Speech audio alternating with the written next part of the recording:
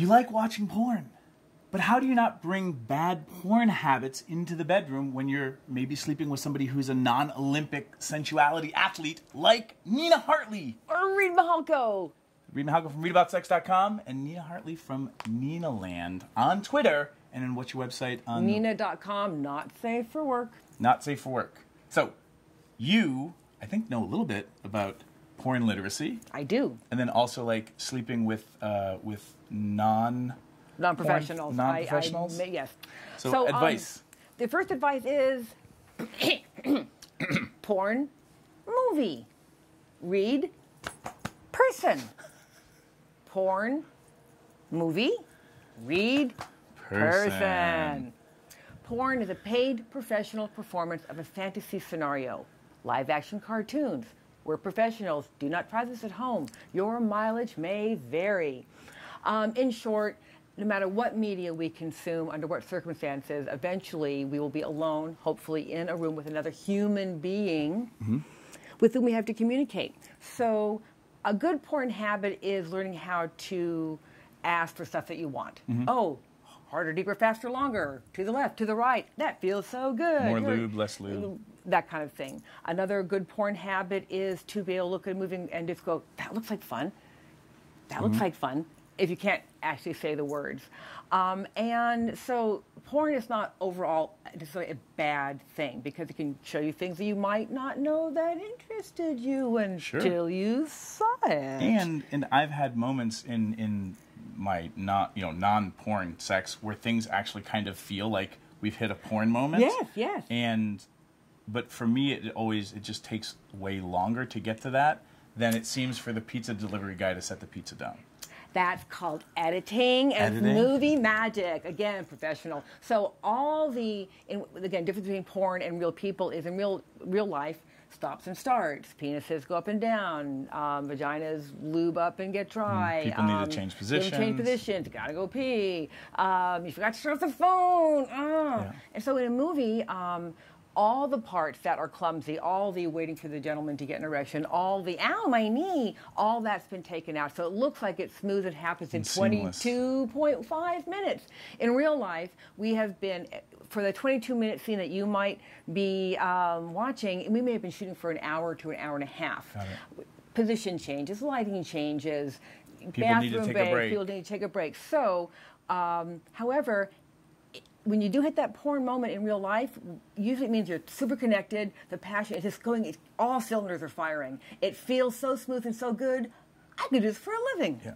And that's when I scream your name out, and people get confused as to what's happening. Yeah, you do not do that. So, as I like to say in my workshops, trying to learn how to be a better lover from watching a lot of mainstream porn is kind of like trying to learn how to be a better driver from watching The Fast and the Furious. It's just that we understand that The Fast and the Furious is a movie, and we shouldn't be taking all the cues home for when we get on the road. And porn literacy, I love porn. I don't think there's anything bad about it. You can travel the whole world and never leave your home. However, movie, person. Movie, no feelings. Turn it on, turn it off. Take the disc out. Person, feelings. Person, feelings. Yeah. And that's the other, I guess this would be my last question for this piece. So obviously, porn performers, adult performers, are people too. So if somebody meets a porn performer in real life, in the wild, how should we, because I know when I met you, I was starstruck. Like, any advice for when we meet our porn heroes in real life? Actually, I do. First, take cues from their environment. If they're with young children or people who are older, that might be family members, don't approach. If they are with other adults and there's no one with gray hair, no one who couldn't get into an NC-17 movie, simple, hey, love your work. If I'm alone, guys will say, are you on TV? Or, you look familiar. Totally look familiar. And I tell them, it's like, oh, yeah. Anyway, so I don't mind it, but I've always been very open, and I have no children, and my parents are not able to be embarrassed anymore by what I do. So, but again, take cues from the environment. And when in doubt, don't approach. Yeah. Just let people have their but private honestly, time. if you recognize them, well, I think it's a compliment that if I'm wearing a baseball cap and my yoga pants and no makeup and a sweatshirt, and you still recognize me, that's sort of cool. But if I'm looking like that, it really means I don't want to be talked to. Yeah, I got it. Yeah, so give people their space, and be a good consumer of porn, and pay for your porn, folks. Pay for your porn. Why do you pay for porn? It keeps me in work. Also, when you pay for porn, you know, as a consumer who is also a progressive person and wants workers to be treated well, when you pay for professional porn, you know that they were tested, of age, gave consent, were paid, and understood what they were getting into. So you don't have to worry about all the horror stories you might hear about people in adult entertainment. When you pay for professional adult material, you can note consenting adults, all were tested before work, and all were paid for their labor.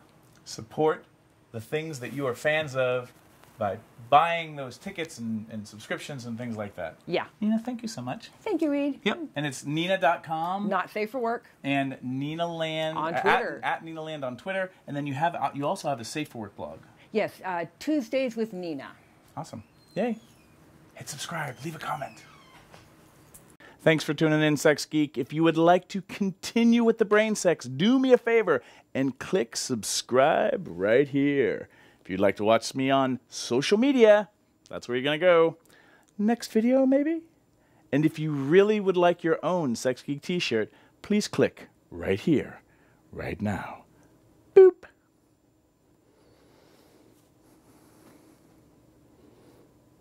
No, really, like...